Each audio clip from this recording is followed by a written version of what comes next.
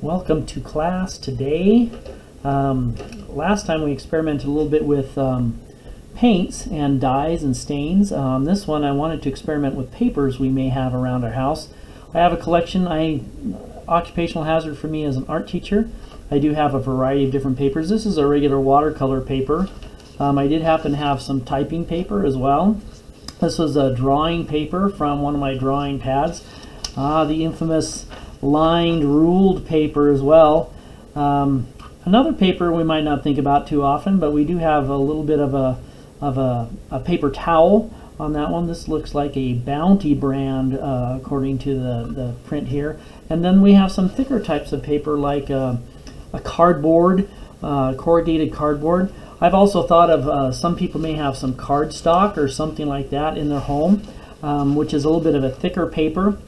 I wanted to explore some of these papers and how they behave with watercolor paints. Many of you have watercolor paints, and I've probably taken an inventory of that to see how much we can move forward with watercolors for this term. But I want to experiment with these papers because that's kind of our stumbling block, is what papers do we have at home that we can use to paint on that will have some sort of quality that we can control, something that will look nice for us on that. So I'm just going to experiment with one of these. What I'd like you to do with those is find a couple of pieces of paper. Your assignment will be to paint on them. I'll give you specifics on that in just a moment, but create just a simple square, kind of like we did with the dies on those, but to see how the paint is going to react with the paper itself. Okay, so let's start out with this one right here. This one is an interesting paper that we have to look at. Let's see what it does. I have over here, I have some water, and then I also have my big watercolor tray of things that we can paint on here, and then a whole myriad of brushes. On this one, I'm just wanting to, I think I'm going to stick with the 2-inch squares on that, and so I just need, let's find something that looks usable on that. This is a Viridian, which is a green colored paint with those. And this is just, like I said, this is just a normal watercolor paint that we're trying to deal with here.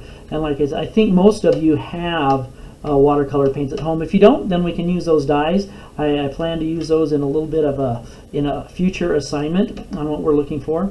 Okay, so here comes a great experiment number one. This is just a paper towel. You'll notice when we put that on, the water spreads out quite a bit.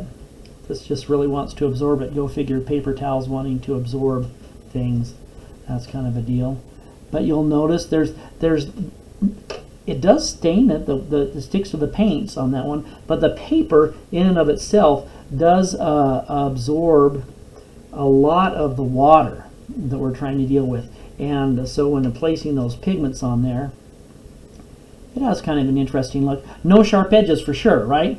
And you can see even here where I put in the paint, that the paint stayed, but the water continued to travel a little bit of outside on that one. And so that was our paper towel. Hopefully I didn't, oh look, good thing I didn't get any paint on my table. My wife would have been really mad had I done that. So that was a little bit of that one. Let's move this guy into play.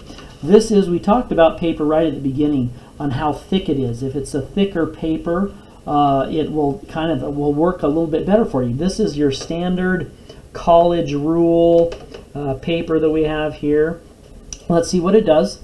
It has the lines on it, and you may think, well, the lines are not really what I'm looking for on this, and so it might not be what you're thinking it would be.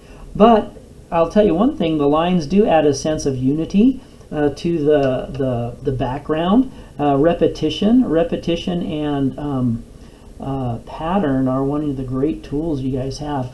Okay, so analysis of this guy here. You'll notice that the water totally saturated the paper. In fact, if I flipped it over, you probably see here that it's coming through on the back side, much like the paper towel. A lot of times papers have some substances in them that help keep the paint or the water on the surface so it doesn't soak it up like a sponge. This paper behaves a lot like this paper did. when we were using those. Notice that even the pigment started to puddle in the little grooves as it started to ripple on those. all papers will ripple on you. That's because we talked about that. When the water hits it, it starts to expand in this one area, and that causes these little ripples. We're back out over here, we don't have those little ripples. And so that's kind of an interesting sort of thing. Interesting, the water in and of itself did not stain or take up the material right over here on the lines. That's kind of an interesting sort of a thing. And so that's what our standard paper did from a notebook paper that we have. Let's grab one here next on my list. This one is a drawing paper. Now sometimes drawing paper will behave a lot like, depending on how it's made, this one is pretty smooth. It has a real a smooth surface to it.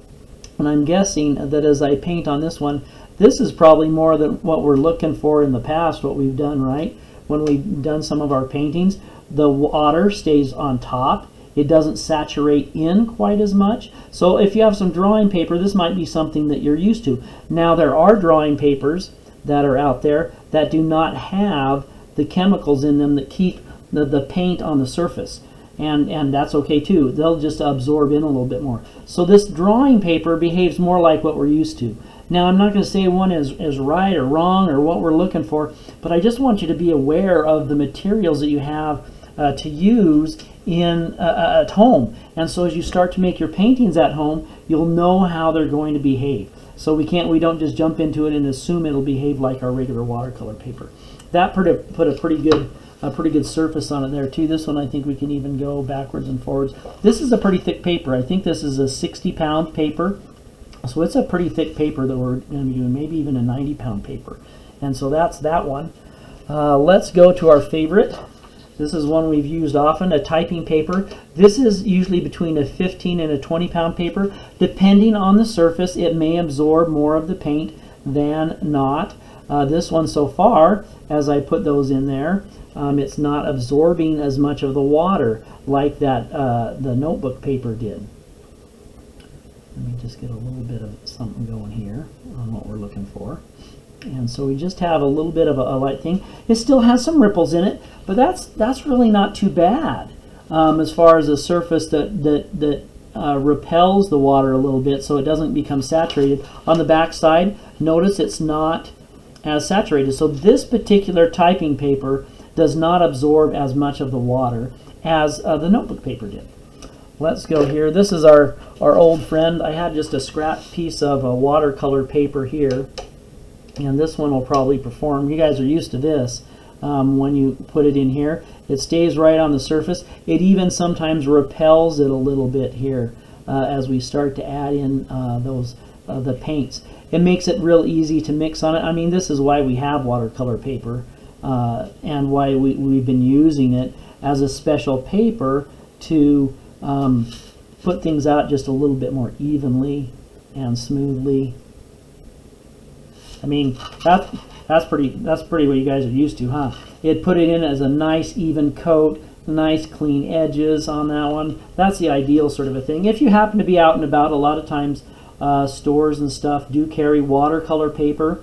You probably find some even like in a Walmart, or maybe, I don't know about Smith's on that one. They're not as big of a department type of a store on that one, but that's kind of what you're used to on those. But I do think that this one back here, this was our typing paper, and it started to absorb just a little bit, right? You kind of notice that, see how that's working, is starting to absorb just a little bit, but it put down an even coat on it, on those. Here's one I was really looking forward to experimenting with. That's this guy right here, corrugated cardboard. What does it do? I know that it's not usually, cardboard's not a real high quality paper with those, and so I was kind of curious how much absorption we'd have as we do with the cardboard. It's thick, so it's not going to curl, so that's kind of a deal we could deal with here. So as I put on these ones, now it's a toned paper, right? It's a toned background, so as I put this on here, that Viridian that I was using was a fairly light application of the paint, and so when we apply it, it's a fairly light application we go through here. But in looking at that didn't do too bad as far as some of the things I'm looking for. I was kind of curious if we what would happen if I used that cardboard. And that's put on a pretty even coat. We can have it travel across a little bit if we want it even a little bit more even. I mean, I'm thinking this is a pretty good surface that might work. Let's experiment with a darker color on that one. Let's do a darker color. I got some purple over here. Wow, that's a good purple. So let's just put some purple in right across through here. And you'll notice it covers fairly well. That's a cool thing.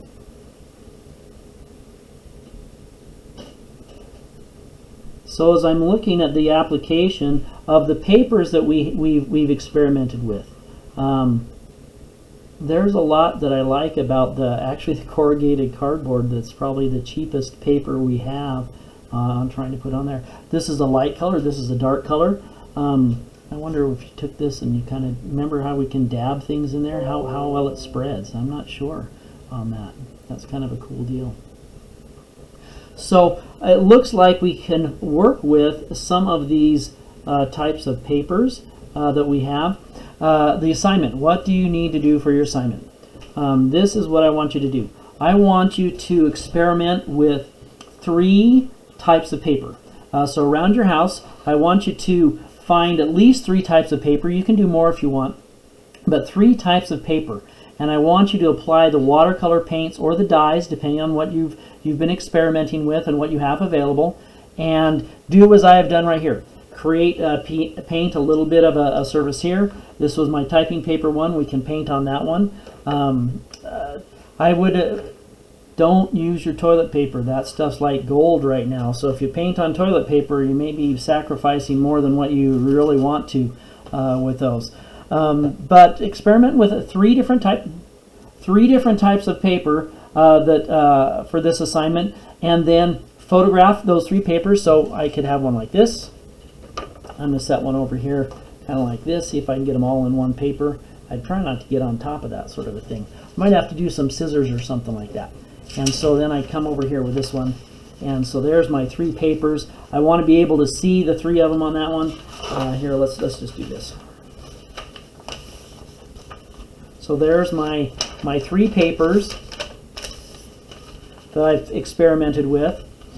I want you to photograph the 3 papers and then upload that photograph to Canvas for grading. This is another one where if you do the assignment, you get the points. Try to find a heavier paper too, like this cardboard that I used here was a pretty heavy sort of a paper. You'll probably be able to find lots of flimsy and thin papers, but try and find one heavy one. I thought about, what about like a file folder? You know those manila file folders? Those would be kind of cool. I thought of like a cereal box on the inside. It's a gray colored paper that's in there, but it's a little bit more stiff. I didn't have one to cut up, but those would be some interesting ones to try for this experiment. And so that's your assignment. I'd like you to do, after this one, we should be armed with ideas for paints. We should be armed with ideas for paper, and we can jump into our first painting of this term, dealing with materials that we can find in our home, which is kind of a cool thing. You can always be an artist. You don't have to go to school to be an artist. You can find the stuff at your home and just go to town on it. Hope you guys have some fun, and talk to you soon.